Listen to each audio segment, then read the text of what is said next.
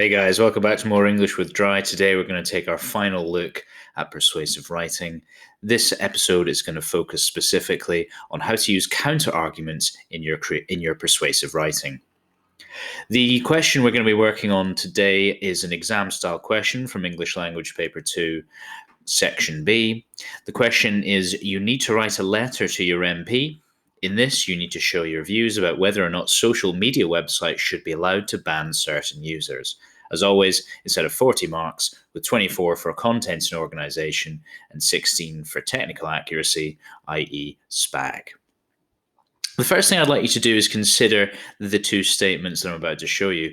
I want you to think which is more persuasive and why. Firstly, some people would say that banning certain users based on the content of their posts is the same thing as censorship. Since freedom of speech is a vital part of democracy, this is clearly a bad thing. And statement 2, banning people on what they post on social media could be construed as censorship. However, this opinion is short-sighted and naive. Briefly think about which of these two is more persuasive and why.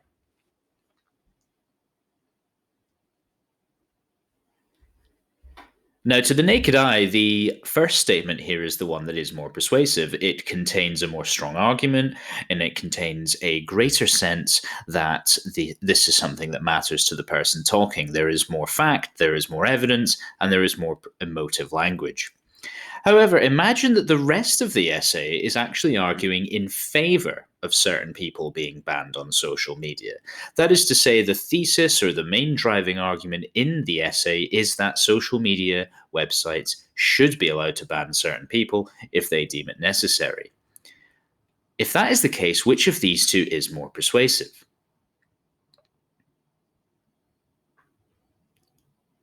Of course, the answer would be the second one. This is because it contains the clause, however, this opinion is short-sighted and naive. In both instances, we see a slight argument that is against social media banning posts or users due to the fact that it is censorship. However, the second statement introduces this argument, but then clearly shows it's about to disagree with it. This is how we're going to frame our discussion of counter-argument in the rest of this video. These are the basics. One of the most advanced skills in persuasive writing is being able to introduce counter-arguments and then prove these wrong to reinforce your original point of view. In a normal dialogue or conversation with someone, you would hear their disagreement with you and then strengthen your opinions accordingly with extra evidence. However, when you are writing, there is no such back and forth.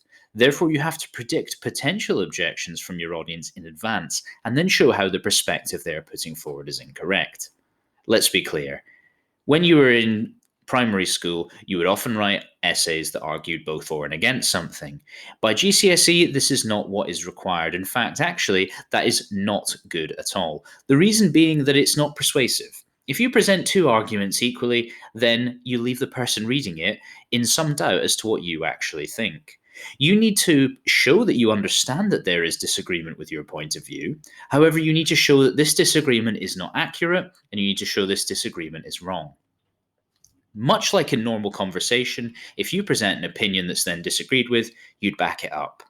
However, obviously in a speech, or rather in a piece of writing, you are not going to have this second side, so you need to manufacture it yourself. If you watch our video previously on how to structure overall persuasive writing, you will know, of course, that you have to introduce the counter-argument. But this is something you can do to hammer home your point of view and something you can do to contradict anyone who seems to be against you. How to disagree. Firstly, just make a list of every term or expression you could think of that shows you disagree with someone. For example, yet this opinion fails to understand that. Just spend a few minutes doing that, and then I'll give you some examples. So these are some example sentence openings. However, this clearly does not take into account. This viewpoint is extremely narrow-minded because. Yet, this ignores the blatant fact that. This evidence is not as compelling as it may seem. However, this argument's weakness is that. Yet, such people cannot be trusted due to. Now, what you should be able to tell is these are all sentence starters to use after you have introduced a counter-argument to what you were saying. What they do, though, is they immediately present this counter-argument as being false or inaccurate or something that should not be taken seriously.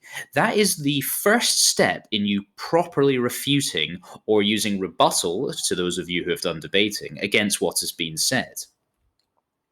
This is called two-sided thinking, and I'm about to show you a three-part process of it.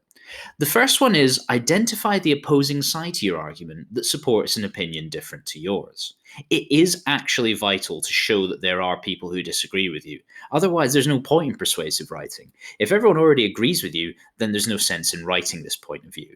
So, example, if you're writing an essay about why the Holocaust was a bad thing, then it's a waste of time because this is something that is held by nearly everybody, or at least it should be, of course. Part two, address and counter-argue these opposing points of view. This is the most important part, really. Dismantle, that is to say, completely take apart the opposition argument and show the reader why holding that opinion is damaging. And then three, identify possible counter-arguments against your rebuttal, defend your stated position, and react to possible complaints made against what you've said. Really, this third step is doing the same thing over again, but what it does is it cements what you've done in step 1 and 2. Take a minute to copy these out, pause the video if you need to.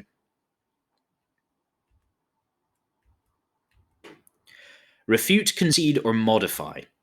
When you present a counter-argument, you have the option to produce a point that actually poses a valid challenge to what you are saying.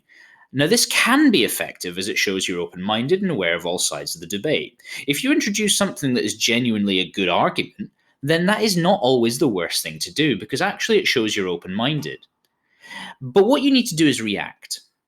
Now, you can react in the three following ways. You can respond to the situation as such. You can either refute, which is argue strongly against the criticism even if it seems fair. So that is to say, you can totally ignore or completely argue against something that is a valid point of view purely because it's not what you think. Two, you could concede. Accept your argument is not always perfect or applicable. Essentially say, yeah, this is a fair situation in which I'm wrong, and move onwards. Or number three, and this is the one I recommend, modify. That is to say, slightly alter your argument so that you give conditions under which your opinion does not apply. However, maintain that you were right in all other cases than this example.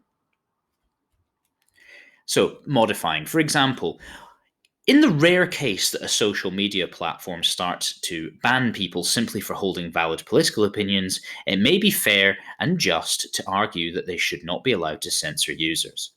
You can see here that this uses modal verbs, or conditional verbs, specifically may be fair. For instance, you're essentially saying, on the one occasion I'm wrong, it's possible that this is the case. However, generally I am right. What you're doing is you're admitting defeat, but only a tiny defeat. You're admitting you're wrong, but not generally wrong. Now, that is actually maybe something that could make your overall persuasive argument more effective, because you are saying, yeah, I'm only human. My argument actually is not quite right all the time, but it's only wrong in these specific circumstances. And this is what those circumstances are. I'm being honest and transparent about it. But other than these, I'm right. And so therefore, this gives you a particularly good way of doing it. This gives you this gives you a lot of credit as a debater. It shows you to be somebody who is actually being fair and not simply sweeping valid criticism under the rug. Now, the final two things I'm going to show you are advanced forms of this refuting the counter-argument. The first one, in order to support your own argument, you need to introduce an expert opinion. By quoting someone who is reliable, you add respectability to your argument. We know this from our video that we made on using evidence effectively. However, you can do the reverse for the counter-argument. By describing how people whose views are either offensive or unreliable agree with the counter-argument, you make your side sound even more persuasive. So, for example, but why would we trust the word of someone with little to no experience of the impact of censorship? Why would we respect someone who has never known what it feels like to be silenced? So in the same way that you use experts to prove your opinion, you would use whatever the opposite of experts is to prove that the counter-argument is false. You would say, well, look at the people who disagree with me. Do you want to be associated and aligned with them? I didn't think so. This is a very good way of showing that the other side of your argument, the opposite side, is actually something not to be desired at all.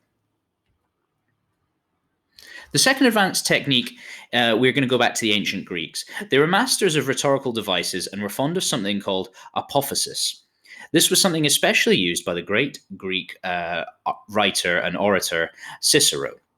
It's the process of bringing something up by denying it should be brought up. It's an underhand but effective way of undermining those who oppose you. President Donald Trump has used it very effectively. Now, don't let that stand in your way, because actually, the man achieved a lot despite being very limited.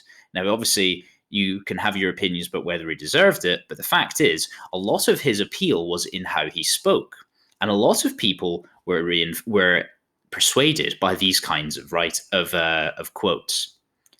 I'm not even going to discuss how foolish this viewpoint is. I don't need to waste your time by telling you how few people get wrongly banned from social media compared with those who deserve it. Now, any of you who've ever watched a football press conference know that this is something Jose Mourinho uses a lot of the time. They say they're not going to talk about something, but actually talk about it at length. It's very passive aggressive, but it's also deeply persuasive. So if you are talking about the counter argument, you can seem like you're taking the moral high ground by going, I'm not even going to talk about it, whilst then actually talking about it in great length.